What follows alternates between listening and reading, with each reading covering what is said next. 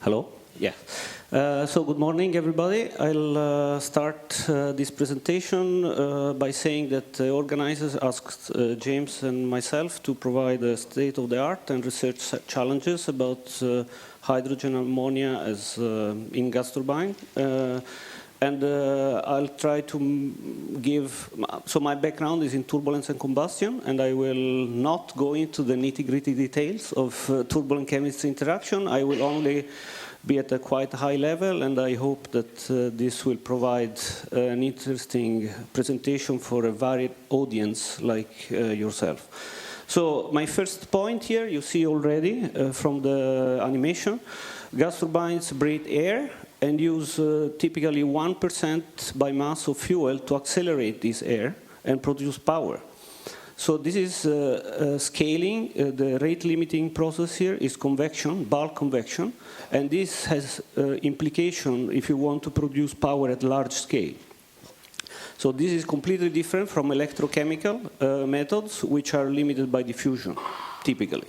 So if it's large scale, these are the machines that you want to look at. So I'll provide first the context, and I will set the stage, and then I will give the word to James regarding the research challenges.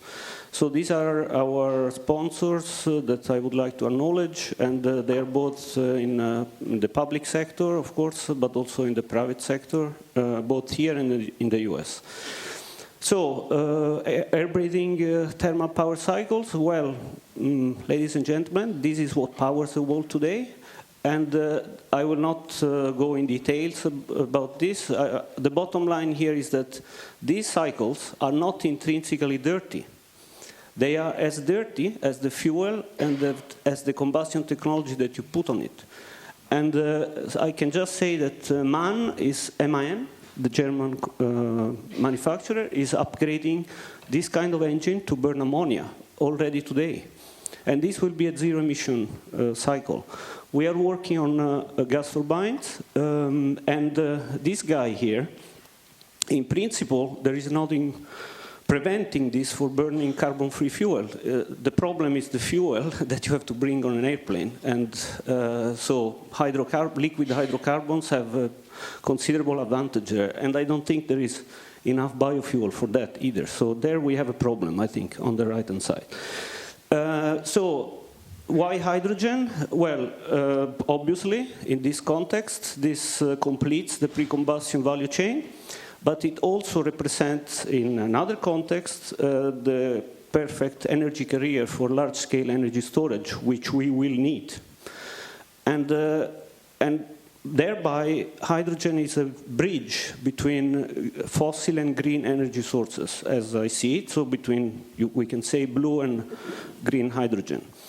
Ammonia is a convenient hydrogen carrier for remote transport and long-term storage of all of the above. But it also represents a useful diluent to control combustion in gas turbines, and we will come back to that. So both are carbon-free fuels then. I will not go through all of these bubbles here around the gas turbine. I will only mention that for CCS, this one is an important one, in the sense that this engine is not like a fuel cell. It can eat something different than hydrogen. And therefore, if separation is an important cost, you can have some CO2 left into the gas and still operate this without problems. Other important points are, maybe related to the renewable part. So this ramp up at night when the sun goes down, the wind stops, you will need much more power very quickly. Also the efficiency is, of course, an important point, and so on. But the reason why we look at this is because we think this has big potential for the future. So this curve shows the CO2 intensity by the percentage by volume in fuel, the percentage of hydrogen in the fuel. And as you see, this curve is not a line, but it's a curve which decreases very quickly above 70%. So where we are today, so we started here and with, in Europe, I would say, with these two European projects, NCAP and the Carbit, plus the Big H2 program in Norway. And at that time, we reached about 50% hydrogen by part in the fuel, in natural gas. Mitsubishi, in two years ago, came out with a press release where they ensured 30% hydrogen in natural gas. Then Ansaldo followed up with 50%. But as you see, and Siemens also in this range, but for lower, for F-class gas turbines. But you see, we are still moderately reducing the CO2 emissions. We are about 10%. So what happens now is the interesting part, because here the curve goes down very quickly. So, and by the way, the OEMs are committed to do this, and they have decided that by 2030, gas turbines will be able to burn 100% hydrogen. So this is happening. This is not, you know, in a distant future that is shrouded in fog. This is going to happen. Of course, high-pressure full-size testing is very expensive, and it costs money, so they will not do this if they don't have committed customers. And the customers are the users of gas turbines. So the challenge is the high reactivity of hydrogen. So of these three combustion parameters, I will not go in detail really what they represent, but what I can show you is that they are very different. So for methane, that is the most, the principal component of natural gas, and the hydrogen and ammonia, they are very different. So the problem is that these gas turbines are highly tuned for natural gas, and when you shift the fuel, you run into problems. So how we address this? So there are two ways we are following, and the manufacturer are following. So one is staging the combustion system to handle the reactivity, and the other way is to reduce the reactivity by blending inert gases or less reactive fuels. So, and SINTEF and NTNU work together with the OEMs at both approaches, really, and we have this project that I will not repeat, but they address both, actually, paths to achieve high hydrogen content with different OEMs. So here you see where Siemens is today. The marked ones are the high hydrogen content gas turbines that are able to run today. And we are working actually very specifically to this combustion system of the SGT 750, that is the newest Siemens gas turbine. Also with Ansaldo, I don't have the time really to go into the detail, while the staged combustion system is well, probably the best choice to go to burn undiluted hydrogen. But the bottom line here from these two last slides is that large-scale power generation with hydrogen-rich fuel is feasible. And R&D can help filling the remaining gap. The gap you see here, this is the firing temperature of an H-class gas turbine with natural gas. And you see that you can add 70% by part of hydrogen without derating the engine. But then the last bit, you have to derate the engine. This means reduction in efficiency, which you really don't want. So research will focus on this last bit. Okay, I'll give now the word to James that will continue and describe the challenges. Thanks, Andrea. Okay, so I'm going to, I guess, put a bit of flesh on the bones of the first part and show you a little bit, show you some, the kind of research that we're doing to try to achieve some of these problems or fix some of these problems. Right, okay, where's the laser part? There we are. Okay, so the first thing we want to do is we want to maintain low NOx capabilities of the engines. We want to keep them stable and be able to operate in the range. So gas turbines have a large operating range, and that's one of their features, of course. And as Andrea just said, we don't want to derate the engine, so we want to produce the same amount of power. And this is a little bit of a challenge. And we want to improve dynamic loading, and this is because of increased renewables penetration. So in this kind of scenario, a gas turbine would act like a backup power source for intermittent electricity supply provided by renewables. Basically, I mean, the problem can be just summed up as being we need different design strategies for combustors, for different types of fuels, and that depends very much on the application that you want to use it for. I'm not used to looking at two screens, so I think I'll stick looking at this one. The knowledge gaps. Basically, this is the type of stuff that we're doing fundamental research on. We need to know about how the flame speed behaves. That's how fast the flame propagates through a duct of a certain mixture. And with hydrogen, you may not have noticed, but it's about 300 centimeters per second. That's in a whole order of magnitude greater than methane. So we need to deal with that. And then there are a variety of other ones which are more technical, and we can talk about those offline if you'd like to. But there's technical issues. So the blend is, we do scientific research to inform the technical problems. The technical problems have something to do with the design of the engine, so they have a geometry dependence. And these are the two problems I want to talk to you about. One is flashback and blow-off, so that's keeping the flame stable in the engine. And the other one is thermodynamic instabilities, and that's when we get some very exciting things that are like organ pipe resonances.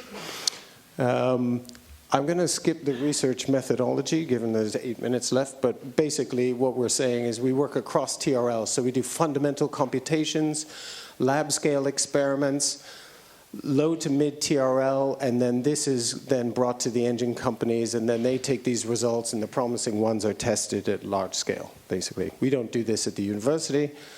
We develop the science and the tech, then there's kind of demonstration part, then they're tested. Okay, so flashback. This is, at least for hydrogen, perhaps one of the very biggest technical challenges we have. If you want to burn pure hydrogen, the problem is a high flame speed creates a flame that wants to move very quickly. And the problem can be summarized by this.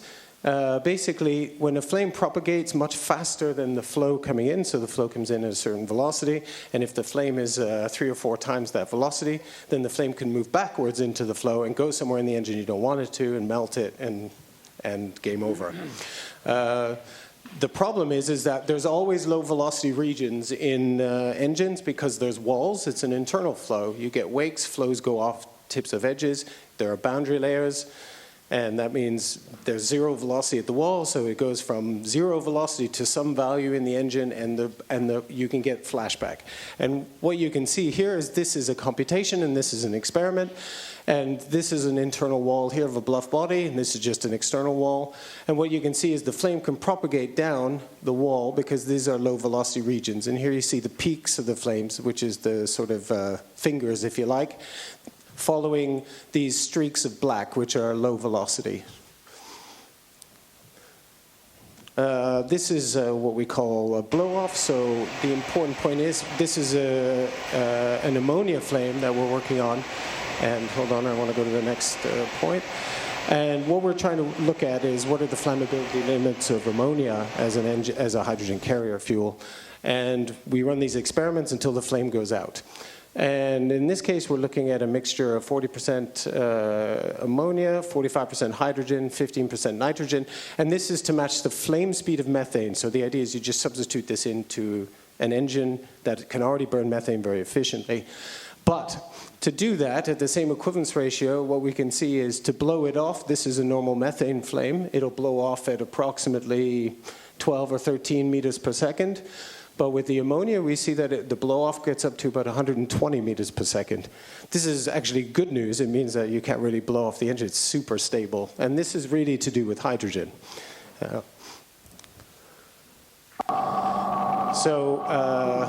going to hear some noise now, and I'm going to explain what that is because the video will stop. But this is thermoacoustics. So what happens here is, you hear the noise? Now it's going to get really noisy, well, really ugly noisy. And what happens here is we have a feedback cycle where the fluctuations from the turbulence cause fluctuations in the heat release rate. This turns into pressure oscillations, and then you can see the things overheat, and then things in the engine start to melt. And this is a big challenge for low emissions. So the biggest problem with going to low emissions of gas turbines, even with natural gas, has been thermoacoustic instabilities. And going to hydrogen makes this a rather interesting problem because hydrogen flames are quite unstable. So yeah, and we got 4 minutes. Okay, I'll whip through this slide. It's my second last one. So this is just to show you, I won't explain, these are some fancy laser diagnostic images. But basically, we start here with a flame at 0% hydrogen moving all the way up to 30% by power, not by volume. So this is a little bit different to the curve that Andrea showed you. And what you can see is we have a flame, we call this a V flame. So you can see it's sort of V-shaped here. And we have a lot of orange, which means it's highly reactive at this point. And the important thing to see is that as we go from to 5 to 10 to 15%, we don't see much of a change in the flame structure except for some stabilization on the outer shear layer here. This actually does become important later on.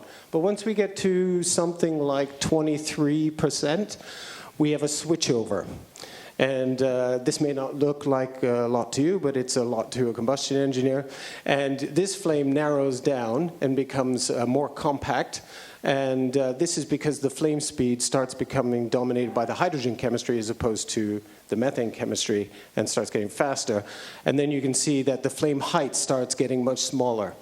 And then just in our lab experiments, at least at this point, we hit a very violent self-excited instability.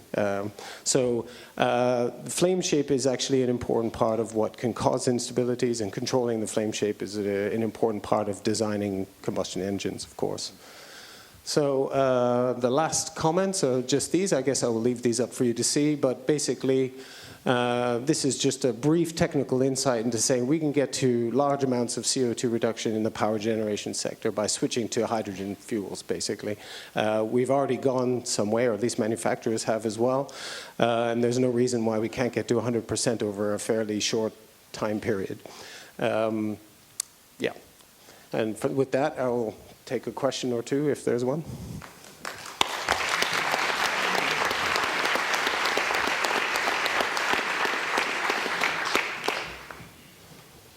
Those lights are glaring. Are there any questions? It's very detailed, very comprehensive. I must say it was also for me personally very interesting because I worked with flammability limits at elevated temperatures 30 years ago. Not as advanced as you have. There is a question, Roland. Yeah. Thanks, Johan. Very interesting talk. It reminds me of the discussion we had in conjunction with pre-combustion CO2 capture and gas turbines, where we also discussed hydrogen combustion many years ago. And what I have in mind is that in principle, yes, we can burn hydrogen, but flexibility is a different thing. So the burners you showed are probably tuned to one certain hydrogen content, or does this work for varying hydrogen contents?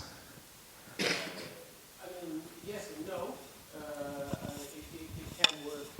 All right, yeah. The engines are tuned to, they can be tuned to specific mixtures, but generally speaking, it can go from, as we see now, 30% hydrogen all the way up to 100.